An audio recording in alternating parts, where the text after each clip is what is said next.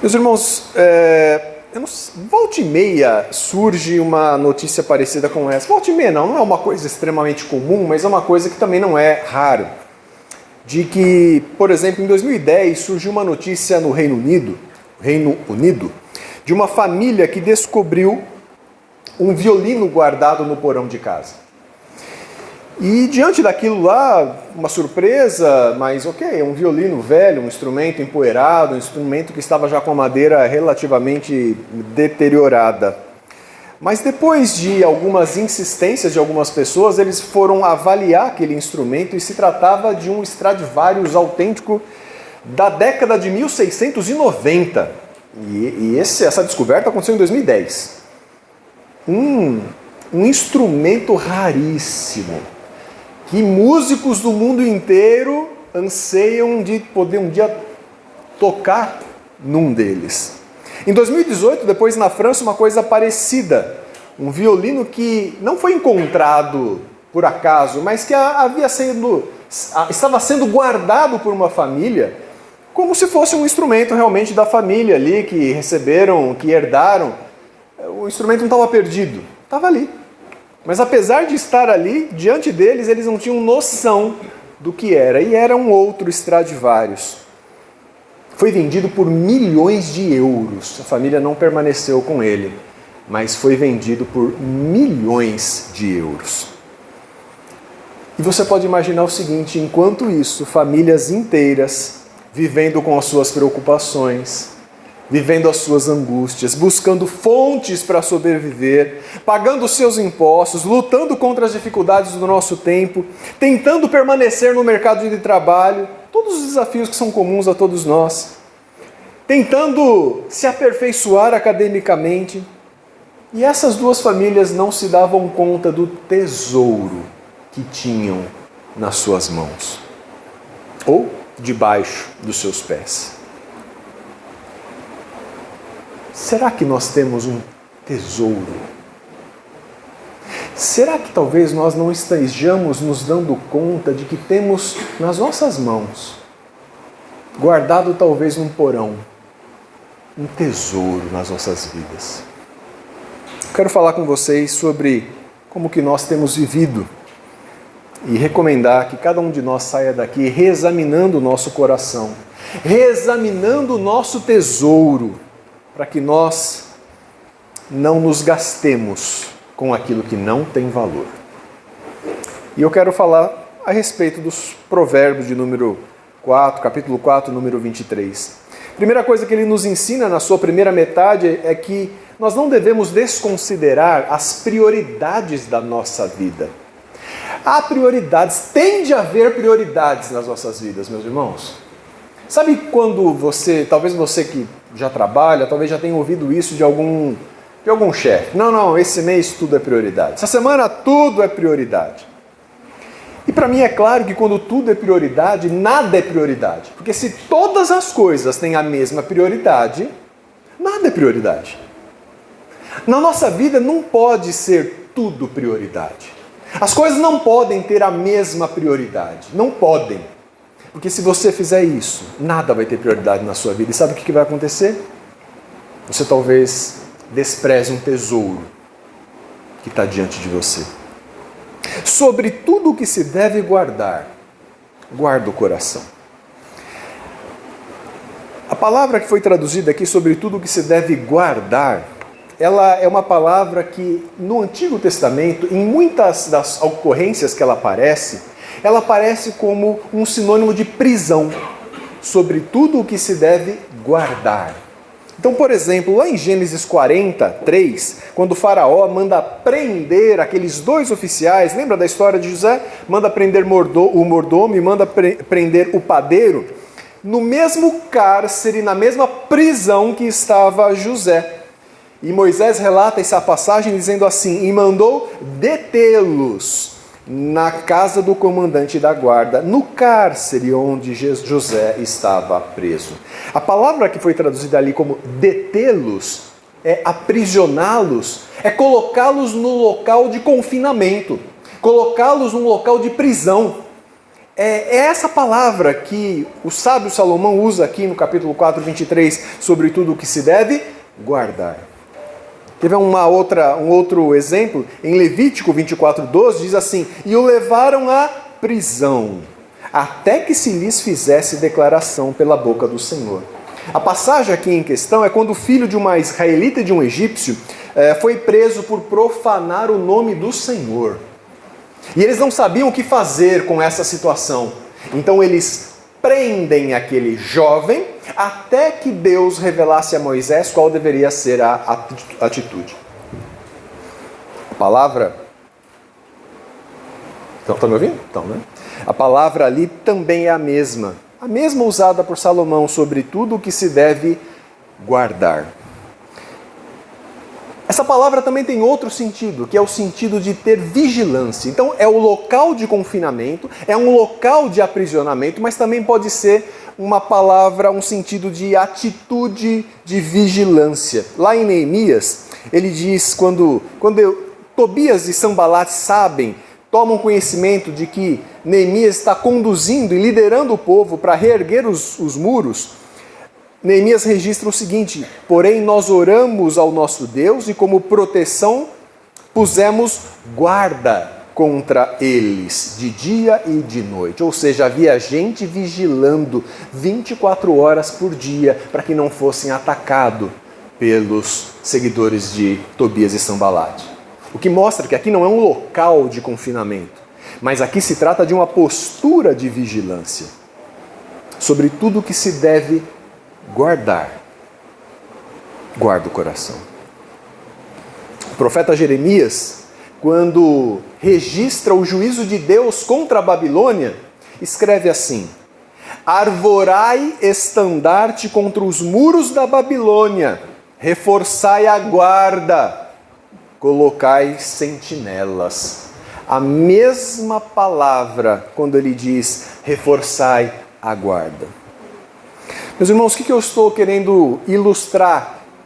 Pela própria palavra, aquilo que Salomão quer nos ensinar.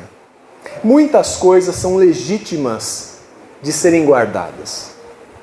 Sobre todas as coisas que se deve guardar. Percebam que Salomão entende que há muitas coisas que se devem guardar. Não é só o seu coração que você deve guardar. Tem muitas coisas na nossa vida que nós deveríamos guardar, que nós deveríamos proteger, que nós deveríamos impedir de fugir de nós, que nós deveríamos manter uma postura de vigilância constante. Muitas coisas. Você deveria fazer isso com a sua família. Você deveria honrar a sua família. Você deveria tê-la em alta conta. Você deveria honrar as verdadeiras amizades, as verdadeiras amizades. E eu não estou me referindo às pessoas que seguem você no TikTok. Não é disso que se trata. Mas verdadeiras amizades deveriam ser guardadas. Deveriam ser protegidas. Deveriam ser vigiadas no bom sentido da palavra. Você deveria guardar a sua honra. Ah, como isso é velho, não é? Quem é que fala de honra hoje em dia? Mas você deveria guardar a sua honra. E eu não estou reduzindo honra a um aspecto sexual, não. Eu estou dizendo de maneira muito mais abrangente, que inclui isso, mas muito mais abrangente. Você deveria honrar o seu nome, você deveria honrar a sua família, você deveria honrar as coisas que Deus tem te dado. Você deveria honrar seu patrimônio. E eu não estou falando de avareza, eu estou falando de mordomia, de fazer bom uso das coisas que Deus tem te dado. Porque as coisas que você tem e tem desfrutado, antes de tudo, é o Senhor quem tem te dado. Você deveria guardar, ter vigilância para com essas coisas. Você deveria guardar a sua carreira. Por que não? Deveria. Você deveria guardar o trabalho que o Senhor tem te dado, a vocação para a qual Ele tem te chamado. Deveria. Mas perceba que Salomão diz sobre todas as coisas que se deve guardar. Todas essas coisas você deve guardar. Todas elas devem ser objeto da sua vigilância. Todas elas devem ser objeto de um olhar cuidadoso. É disso que se trata a palavra aqui. É olhar com bastante cuidado e bastante atenção sobre todas as coisas que se deve guardar. Guarda o teu coração. E a palavra ali, guarda o teu coração, é diferente. No português foi traduzido por palavras parecidas, né? Sobre tudo que se deve guardar, guarda. Mas no original são palavras diferentes que têm sentidos parecidos. Mas quando ele diz guarda o coração, ele está dizendo proteja ativamente. Lembra? Sobre todas as coisas que se deve guardar, é o local de guarda, ou a postura vigilante. Mas aqui, guarda o teu coração, é uma proteção ativa, intencional, vigilante, ativa. Isaías 42, 6 diz assim: eu, o Senhor, te chamei em justiça. É aquele capítulo em que Isaías fala a respeito do servo do Senhor.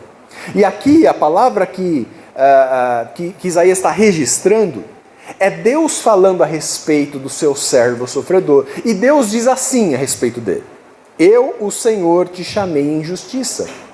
Tomar-te-ei pela mão e te guardarei.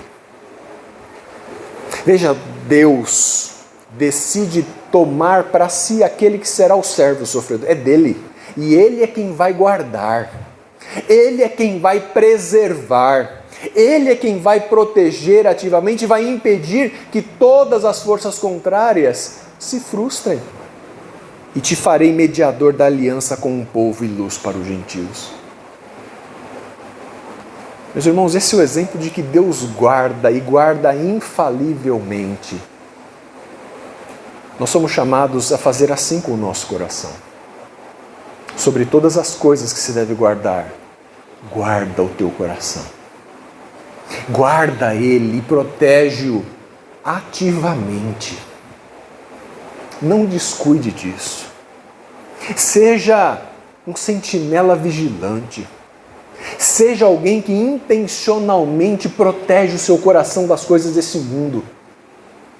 Guarde todas as outras coisas, mas sobre todas as coisas que se deve guardar, guarda o teu coração. Percebe como tem coisas valiosas para nós, não tem? Muitas coisas valiosas. Mas tem coisas que são mais valiosas do que as outras. No mesmo contexto de Provérbios, o sábio Salomão usa a palavra guarda, protege em outros textos. No mesmo capítulo 4, ele diz assim: não desampares a sabedoria e ela te guardará. Ama e ela te protegerá. Olha, não desampares, não desprezes a sabedoria. E sabe o que ela vai fazer? Ela vai te guardar, ela vai te proteger. É a mesma palavra. Retenha a instrução e não a largues.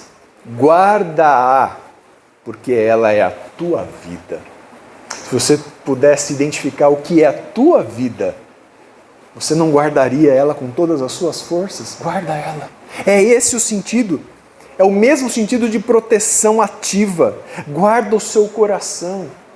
E coração é o coração. É a palavra para ser usada como o órgão que bombeia o sangue dentro de nós. Mas também é a palavra que é indicada como a força vital da nossa vida. O salmista no Salmo 22 diz assim: os sofredores hão de comer e fartar-se. Louvarão o Senhor os que o buscam. Viva para sempre o vosso coração. Viva para sempre a vossa vida. Haja sempre vida em você. Percebem como coração é de fato a fonte da vida. Lembra daquele episódio quando Deus aparece em sonho para Salomão, o mesmo Salomão que escreveu Provérbios? E Deus oferece para ele a possibilidade de pedir qualquer coisa que ele quisesse. E ele pede sabedoria. Ele diz assim: dá, pois, ao teu servo um coração compreensivo. Salomão pediu um coração diferente. Sobre todas as coisas que se deve guardar, guarda o teu coração. Salomão, quando teve a oportunidade de pedir qualquer coisa para Deus, pediu um coração. A palavra aqui, a expressão foi traduzida como coração compreensivo.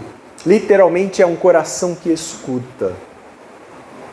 Será que nós temos um coração que escuta? Nós vivemos época em que aparece quem fala e não quem ouve. Aparece quem fala mais alto. Aparece quem fala mais. Às vezes é uma briga para ver quem é que vai falar mais alto na conversa para ser escutado pelos outros. E a gente se sente às vezes humilhado quando a gente não é ouvido, ou quando alguém está falando mais do que a gente. Mas Salomão pediu um coração que escutasse, pediu um coração que fosse compreensivo, para julgar o teu povo, Senhor, para que prudentemente discirna entre o bem e o mal, pois quem poderia julgar a este grande povo? Salomão queria um coração que pudesse ouvir, que pudesse compreender, um coração sábio. Coração em Provérbios, então, pode ser o órgão que bombeia o sangue, pode ser de fato a fonte vital, pode ser a sede das decisões, pode ser o núcleo moral de cada um de nós, pode ser a fonte das nossas disposições espirituais. Mas esse mesmo coração é fonte de engano. Percebam como você tem que guardar o seu coração.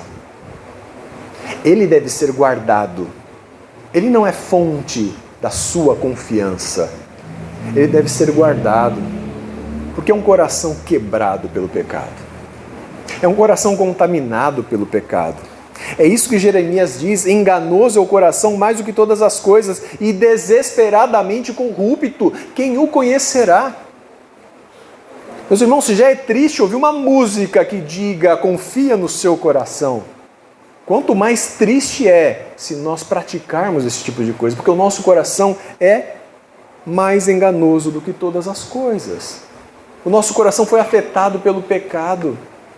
Por isso que você tem que guardar o seu coração, proteger ele, ser vigilante sobre ele, porque senão facilmente ele te engana.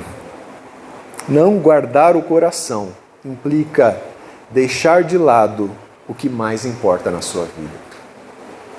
Não desconsidere as prioridades da sua vida. Tem coisas que são importantes, mas sobre todas as coisas que se deve guardar, guarda o coração. A segunda lição que esse texto nos mostra: a primeira, não desconsidere as prioridades da vida. A segunda, não contribua para a inversão de valores na sua vida. A segunda parte do versículo diz assim para nós: porque dele, do coração, procedem as fontes da vida. A palavra que foi traduzida aqui como fontes da vida, originalmente significava as saídas de uma cidade. Então, por exemplo, lá em Ezequiel 48, quando tem aquela imagem da cidade, da restauração do povo, o profeta diz assim: são estas as saídas da cidade, do lado norte, que mede 4.000, e ele vai explicando. Mas as saídas daquela cidade que ele tinha na sua visão, é a mesma palavra que Salomão está usando aqui como fontes da vida. A mesma palavra também indicava um escape da morte. Por exemplo, no Salmo 68:20, diz assim: o nosso Deus é Deus libertador. Com Deus, o Senhor, está o escaparmos da morte. Perceba que então a palavra aqui de fontes da vida é algo que indica um lugar de onde se escapa, de onde se sai, de onde algo sai. Mas essas fontes são fontes de vida. Por esses caminhos fluem vida. E de onde flui? Do coração. Guarda, sobre todas as coisas que se deve guardar, guarda o teu coração, porque dele procedem as fontes da vida. É do seu coração que fluem caminhos de vida. Vida pode significar simplesmente vida biológica. Vida pode significar simplesmente o tempo de vida. Pode significar simplesmente existência, como oposto de morte. Pode significar vida plena. Mas tem um significado no Antigo Testamento que é mais importante do que os outros. Vida significa vida como bênção pactual. Todo mundo tem vida no sentido biológico. Todo mundo tem vida no sentido de tempo de vida. Todo mundo tem vida no sentido de oposto de morte. Alguns têm vida plena e próspera e bem-estar. Mas só alguns têm vida como bênção pactual. Como bênção que emana de uma aliança que Deus faz com aqueles que são seus.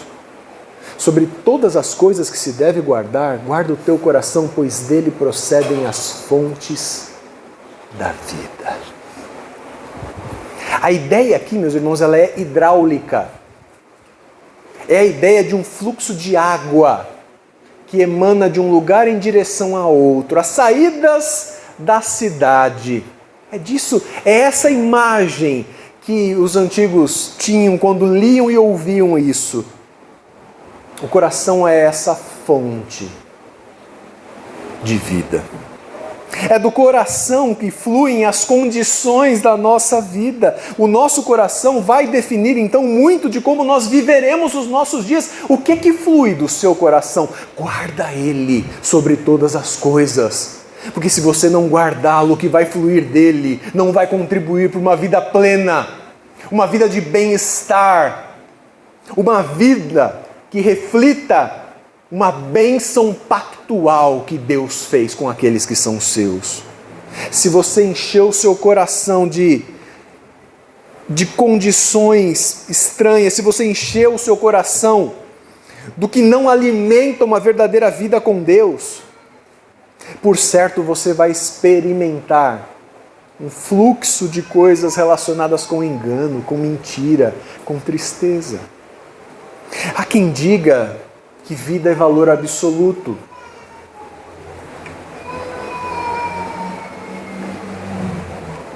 Mas mesmo que seja ou que não seja, nada se compara com o conceito bíblico de que vida é a bênção que Deus dá àqueles que estão debaixo da sua aliança. Isso é inigualavelmente valoroso. Guarda o seu coração acima de todas as coisas. Não contribua para uma inversão de valores. Porque dele procedem as fontes da vida. Os fluxos que correm e que enxaguam o nosso ser com aquilo que é verdadeira vida. Não desconsidere as prioridades e não contribua para a inversão de valores. Reexamine o seu tesouro. Não se gaste por aquilo que não tem valor. O que você vai priorizar em 2026? Eu estou entendendo que a FUSB resolveu priorizar esse tema. Guarda o seu coração. Quais são os seus planos para 2026? Qual é a sua prioridade nesse ano? Eu vou priorizar tudo. Não faça isso. Mas não faça dessa pergunta uma resposta pro forma. Não. O que de fato você vai priorizar na sua vida? Com certeza você vai valorizar mais algumas coisas do que outras. Porque todo mundo faz isso. Não tem como não ser. Com certeza, todos nós vamos valorizar mais algumas coisas do que outras. A pergunta é, o que você vai valorizar mais? O que você pretende priorizar neste ano? Meus irmãos, você se lembra de quando Moisés estava com o povo prestes a cruzar o rio Jordão? E sabendo que ele não haveria de pisar na terra prometida, ele resolve tomar uma decisão ali. E nesse momento ele toma uma decisão que é uma lição para nós. Ele resolve pregar para o povo. O que a gente lê em Deuteronômio é isso. Ele prega para o povo antes de morrer.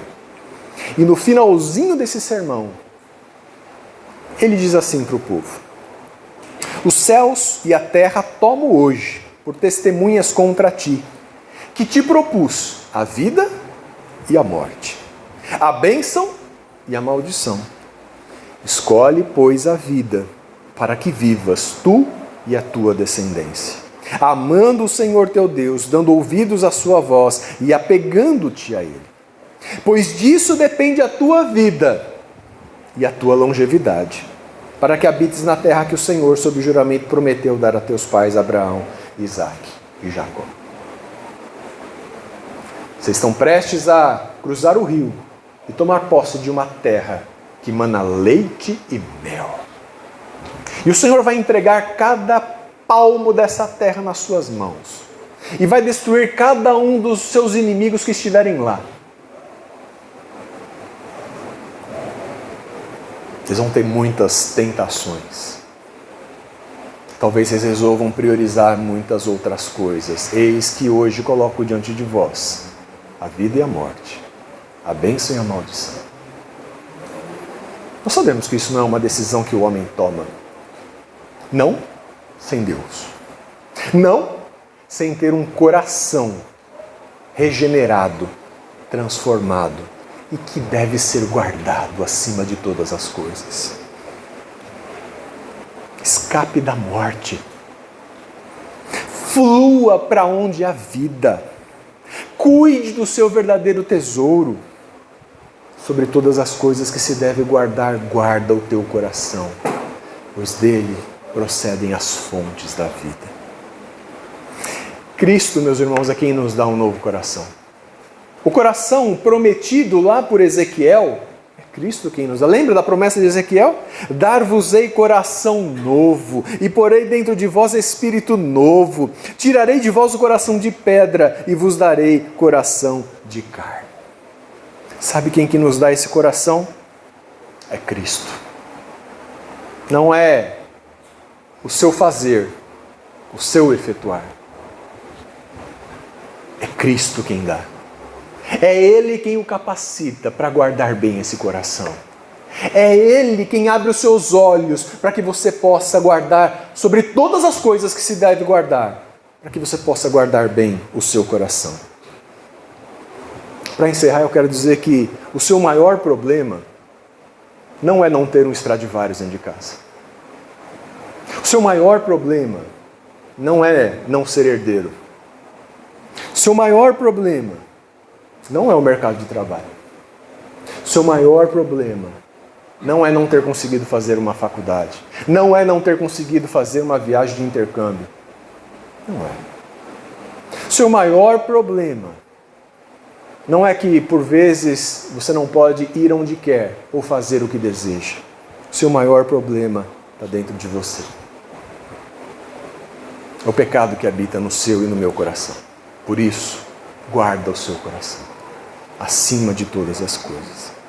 A verdadeira vida não procede do coração natural, mas de um coração que foi mudado por conta da nossa união com Cristo.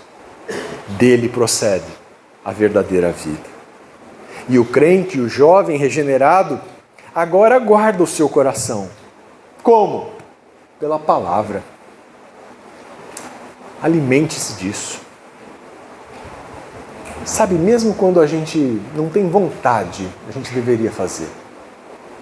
Mesmo quando você não tiver vontade de ir à programação da FUSB, vá. Porque pode ser que através de uma pessoa tão incapaz, Deus fale com você. Às vezes a gente não vai porque a gente duvida dos homens. Duvida de que a programação possa ser boa. Duvida da intenção de quem planejou. Mas não duvide do que Deus pode fazer. O crente regenerado agora guarda o seu coração. Pela vigilância espiritual, guarda o seu coração. Guarda, fica atento, não brinca. Ele guarda o seu coração pela mortificação do pecado. Ele guarda o seu coração na dependência do Espírito. Reexamine o seu tesouro. Não se gaste por aquilo que não tem valor. Que Deus nos ajude a guardar o nosso coração no poder do Espírito, pela palavra de Deus, para que nós não sejamos gastos por aquilo que não tem valor nessa vida. Vamos orar. Bendito Deus. Guarda-nos, ó Deus, de nos gastarmos com aquilo que não tem valor. De gastar a nossa juventude com aquilo que não importa. De gastar o nosso vigor com aquilo que não vale nada. Guarda-nos, Senhor, de sermos iludidos por brilhos que não correspondem a verdadeiros tesouros. Dá-nos um coração, ó Deus, não corrompido por esse pecado, mas um coração que pende para o Senhor. Um coração atraído pelo Senhor. Um coração preservado pelo Senhor. E dá-nos, Senhor, a graça de vivermos e lutarmos por isso. Para que o nosso coração seja sempre mantido debaixo dos Teus cuidados. Para que nós, de fato, guardemos aquilo, tudo que o Senhor tem nos dado. Mas que, acima de tudo, guardemos Ele, o nosso coração. Porque é dele, Senhor, que fluem as fontes da verdadeira vida. Da vida que só desfruta aqueles que estão debaixo da Tua aliança.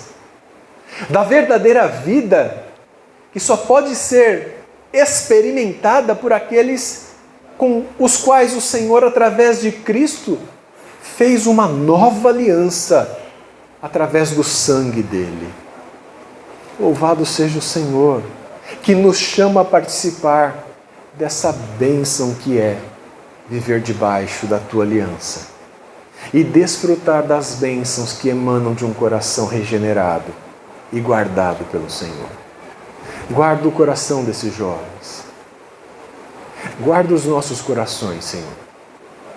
Que nós não desprezemos o poder do pecado de agir contra nós. Que nós nos acheguemos e nos escondamos no recôndito do Senhor para que sejamos guardados e preservados pelo Teu poder, pela Tua graça. Age em nós, Senhor, e nos livra do mal que intenta contra os nossos corações. Nós confiamos no Senhor, buscamos o Senhor, para que o Senhor nos dê um coração a cada dia mais aperfeiçoado e guardado pelo Teu Espírito. Em nome de Jesus que nós oramos. Amém.